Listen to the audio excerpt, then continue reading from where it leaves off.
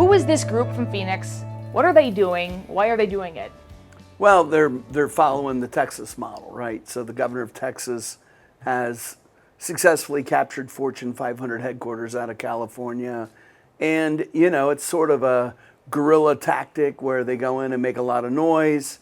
They drive companies that are being impacted by cost or congestion to their site. And then all of those companies will be getting contacted by the governor of Arizona, inviting them to the state. They'll tie it around, NFL football, sports, spring training, create an event around it, and try to accelerate the pulling out of companies out of the Bay Area. So they're poaching our people and our businesses. Yeah, that. Denver's doing it, as well. The governor of Colorado's doing it. Denver's doing it. And, it's been going on a long time in California. And I think from the inland part of the state, the Sacramentos, the Fresnos, the Stocktons, those employers are important to us. And I think it's important that the economic development community in California start to send a message that these employees and employers are an important part of our economy. And, when we lose companies, it does hurt our economy. And the people that are losing their jobs to other states, they have to choose between, living with their families in California or following their job out of state to a place like Texas or to a place like Denver or Arizona. Mm-hmm. That's a tough choice to have to make. It's a tough choice. I think one of the things that's frustrated me in this job, being here a little over 4 years, is we've never considered, this as something that is really a slap in the face to California. I mean, it really is the equivalent of somebody spitting in your face, that they think that you don't have the ability to step up for yourself, that they play on this notion that California is apathetic about businesses being successful. And, they get big accolades back home when they do this. A lot of these attacks are coming from very conservative states like Arizona and Texas. And the people that come in and engage in these tactics get a lot of lift. They use it as fundraising tactics back in their community. And, there's a lot of interest in Texas and seeing California fail. And I think even so in Arizona, quite honestly. So to me, I don't think it's a situation where we should be reacting to every little thing that happens in California, but we should have a strategy on how to send a better message to the businesses in California that they matter to us. And there ought to be a strategy on how to handle and manage this, because even though inside California, we know it's a great state and it's thriving and it has, many assets. If we're not telling that story, you allow the state of Arizona or the state of Texas to tell that story. And those negatives get picked up in the Wall Street Journal, the Financial Times. And they stick. I think one of the things that California leadership hasn't really got their head around is these allegations or these exaggerations that are deficiencies as a state, they stick. We travel nationally and people feel like the way San Francisco's impacted, they feel the entire state's impacted like that. So they don't think there's any place in California where you can buy a house anymore. People are always shocked to find out that the minimum housing price in Sacramento is not $1 million. They're shocked to find out that we have short commute times to work, and that they're also shocked to find out that businesses are more successful in California than businesses in Texas. So the narrative on this is we're not a low-cost provider. And we're not going to become a low-cost provider. We don't want to be low-cost providers. Part of our goal in Sacramento is we want our region to move up the food chain with the Aggie Squares of the world, the mobility center, start to be a place of excellence, not a cheap place. I don't think a cheap narrative works for any economy very long. It is a race to the bottom. But we ought to be challenging other states when they come into our state. And we ought to be thinking more in terms of when people say California, there should be two things they should be saying about California from a business standpoint. We're the most productive economy in America. So productivity for companies in California is twice the productivity in Texas. The profitability of California companies, they're staggeringly more profitable than companies in Arizona. So when people talk about California and California businesses, what they ought to be thinking about is how productive our market is, how global our market is and how incredibly profitable it is to build a business in California. And so if we're going to make a premium play, which we should, then we got to back that up with muscle and energy into the message and not let the tax consultants and the site selection consultants and competitor economic development groups that come from states that have zero income taxes, they should not be defining our market reputation on Wall Street and in the Wall Street Journal and in the New York Times. And in fact, they really are. And that's probably the two things that frustrate us the most. One, take a stand for California. You know, when these companies move out, you know, people who live in California will be losing their job. And whether or not the economy replaces it, it doesn't necessarily mean your job gets replaced. So I had an experience about 2 years ago in the Los Angeles airport. And I always tell this story. So I walked in and I was getting waited on by a couple of people who were about my age. And they had USC graduate school MBA program badges on their waiter's gown, you know, and I was getting a hamburger, Rock Bottom Cafe in Los Angeles. Everybody from Sacramento knows that. And I said, oh, are you a fan of USC? Because the person was waiting tables. And she said, no, I graduated from the USC's MBA program. And she had been an executive at Toyota. And when Toyota moved to Plano, Texas, and pulled out of Los Angeles, she and her husband, who met at Toyota, both had to choose between staying in Los Angeles area, letting their kids finish high school, and giving up their job, or going to Texas and keeping their job at Toyota. So in order to allow her children to finish their junior and senior in high school, she and her husband lost their jobs, stayed in the Southern California market, and they were waiting tables at the Los Angeles airport with MBAs from USC in their 50s because they had enough severance and savings to hang on for a couple of years to get their kids out of school. Then they were going to find out what they were going to do next. So I think we have really done a disservice to the families of California who lose their job in these poaching attacks from Texas or Arizona or Utah by saying, oh, you know, we're above standing up and fighting for those jobs, or we're too high end to worry about these employers like McKesson moving their headquarters to Dallas, which was the fourth most profitable company in California, by the way. And I think what has happened is we've sent the message to businesses that they don't matter to us. And I think even more painfully, we've sent the message to the California families that will lose their jobs to these outbound business decisions into Denver and Salt Lake and so on and so forth, that their job doesn't matter to us. And as a career economic developer, when we get up and work for our community, the first thing we're working for is the families in our community. You know, the family that doesn't have a job or the family that needs a better job. And that's the entire point of the work. And then the second thing we do is we take a stand for our community and we take a stand for California. And we're proud of what we have to offer businesses, even though, you know, we've got challenges in taxes and regulation, but we do have the best higher education system in the world. You know, we do have the most sophisticated capital market in the world. And quite honestly, we probably have the strongest economy in the world.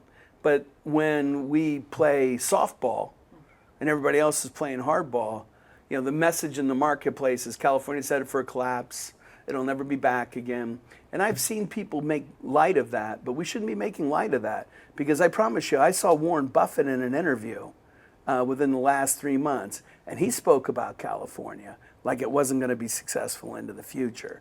And so when you let this narrative sit out there unchecked, you know, it seeps in deeper than people think. And then two, we send the message that we don't care about businesses leaving the state. That's always a bad strategy. And number three, how would you feel right now if you were being brought into a room in the Bay Area or East Bay and being told, hey, listen, you know, we're moving our company to Houston, Texas, and you get to go home and tell your family they get to choose between living in California and starting over for a job, or they got to get up and move to Houston, Texas to keep your job and disrupt your family and disconnect your family from your relatives and your community that you grew up in. So those are sad things and they're negative things. And as a community, as a California community, we need to be much more determined in stopping these things from happening. So we've had Utah, Colorado, Arizona, Texas, and am I missing one, make a play for our state? Well, you had Justin Trudeau. You had the Prime Minister from Canada come down to Silicon Valley about 6 months ago. The Mayor of Washington, D.C. led a delegation. I think we tracked, there are 15 states in the United States that in their strategic plan as a state, it includes taking industry out of California. Virginia is another one that does it. North Carolina. We had Rick Scott, the governor of Florida, came in here 4 years ago, trying to convince people in Southern California that the port system in Florida was gaining on us. We did the analogy, the Long Beach port has more economic power than the entire port system in Florida. But we'll let Rick Scott off the hook, so to speak, scot-free for a better term. To make a statement like that without us checking it. So one of the things we're going to do as an organization is, we're going to take everybody head on. If you come into our state, we're going to take you head on. And, there'll be paybacks when we get a little bit better and a little bit more up and running as a community. But that's strictly because of, our stand for California, our stand for our community, and our stand for the families that'll lose these jobs when they leave. And no matter how well you're doing in California, who wants to lose their job? No one does. So we should be much more intense and much more aggressive about these inbound behaviors. So which can you give me a list of some businesses that have been successfully poached? You mentioned McKesson, Toyota. Well, we've actually lost 10% of our Fortune 500 headquarters just in the last 3.5 years. So, and they weren't all as powerful as McKesson, but, Fortune 500 companies never move their headquarters. So if we've lost 5 or 6 in 4 years, that's a pretty substantial number. And, and I think even more so, this notion of, Apple's going to have 25,000 people working in Austin. So you look at Apple's move into Austin, they put their HQ2 into Austin. It's not that hard to flip a headquarters. It really isn't. You don't have to move thousands of people out of Cupertino to move your headquarters. It's really just a legal classification. So, as Oracle is putting 15,000 jobs in Austin, as these big tech players dig in deeper, Google's gone very big in Denver and Boulder as well as Austin. It's not that much more to move your headquarters out. And that's usually the sign. If you watch the McKesson move to Texas, for 10 years they chipped away. If you look at Toyota, for 10 years they chipped away their location in Los Angeles. Then they finally made the move. Now McKesson's finally made the move. Well, what's it telling us if Apple's putting 23,000 jobs in Austin? Is that the same behavior McKesson was doing 5, 6, 7 years ago? Absolutely. It was the exact same behavior. So we shouldn't be casual about these impacts, and we should be taking bigger stands as a state, and we should be more hard-nosed about it. Sure. So on more of a social media level with this particular attack in San Francisco from Arizona, what is the strategy to take their narrative, to take their hashtag California struggles and flip it on its head? I think first off, you always start from a position of abundance. Jim Wonderman, who runs the Bay Area Council, and I, we were invited by Cornet to debate a representative from Dallas on the economy.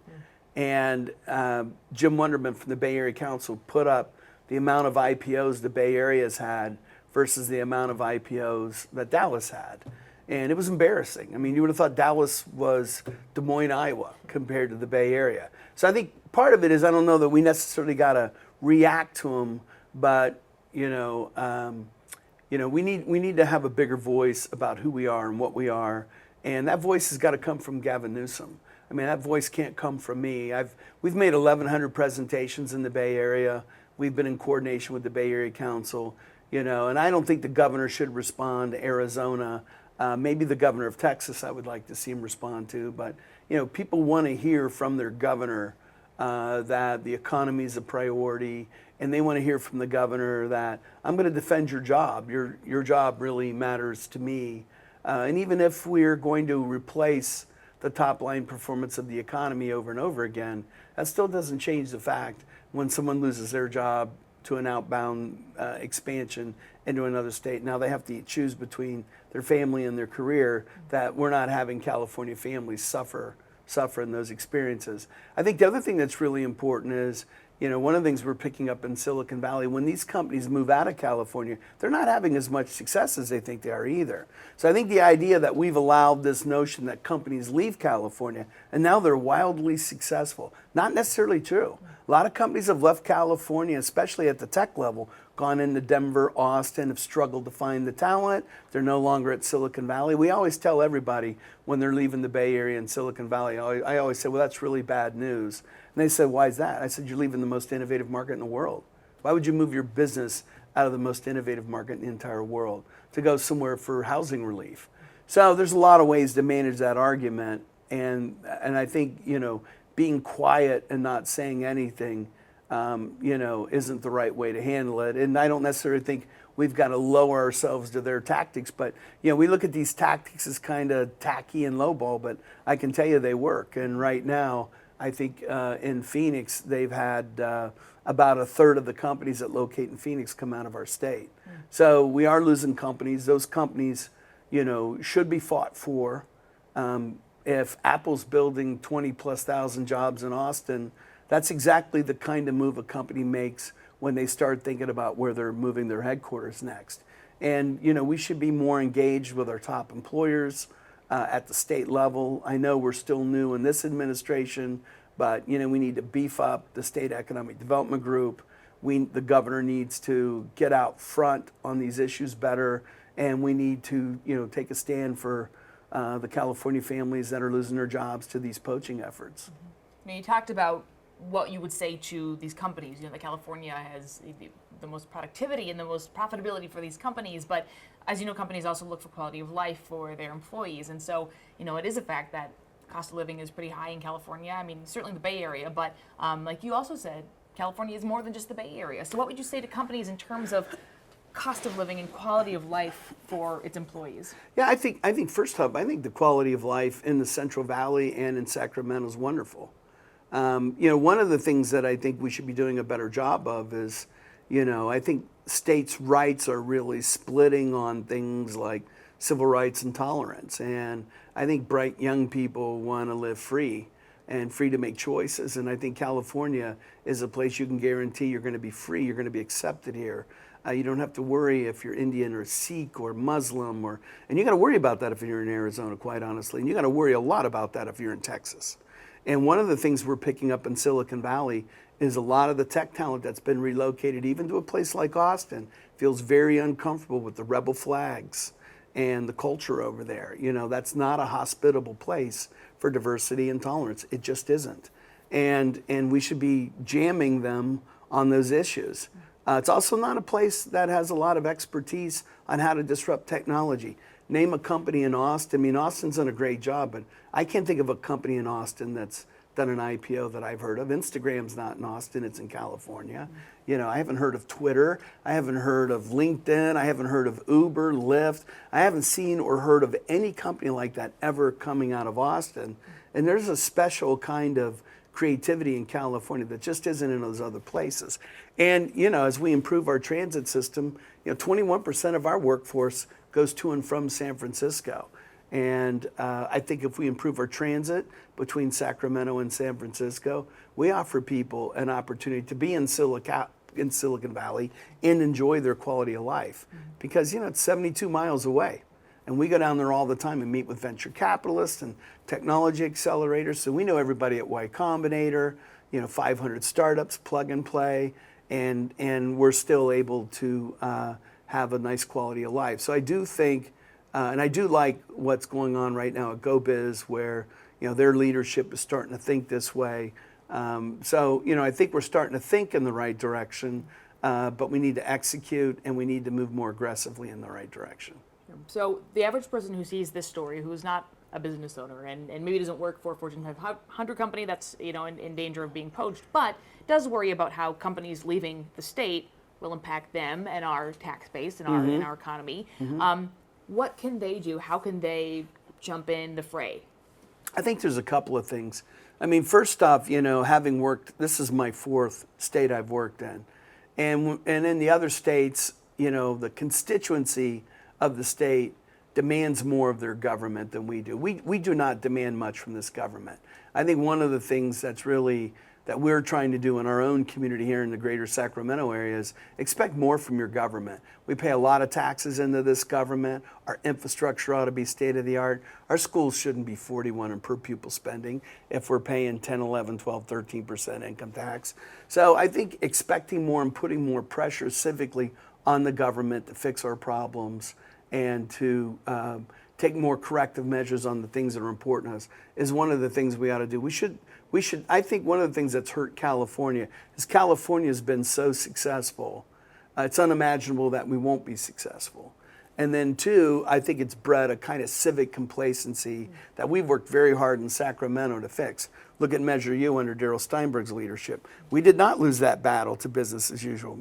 The old special interest groups that ran this city government for decades got beat by the mayor and thoughtful councilmen, but also because there were 44 COs on this board that were involved in it. So you got to get involved and you got to show up. Otherwise, your government just gets run by special interest groups and lobbyists. So be more civically active, support your legislators. I think the California legislature is very good. I think they're very smart. I've never met a California legislator that wasn't extremely positive, but they really are overrun by special interest groups, and they don't hear enough from average citizens. So consequently, all the policy conversations in California are between the pros, as we say, and that's more, that's less democratic than it should be and less transparent. But we got to call for more transparency. We've got to call for better neighborhoods, and we got to be willing to fight for that. When you have a legislator that does fight for it, then you got to fight with them. That's an example of what we did with Mayor Steinberg on Measure U. We fought with him, and we won. And who won? The poorest people in our neighborhoods won. So we can right the ship in California. We can address affordable housing and homelessness. I think our schools can be the best in the country. Our higher education system is the best in the country. So we've shown what we can do when we put our mind to it. And I think we've allowed ourselves to be too comfortable with our success, allow our reputation and our weather, carry us forward. We live too much on the legacy of Silicon Valley. And I think there's a lot more we can be doing as citizens to engage our government in a more constructive way.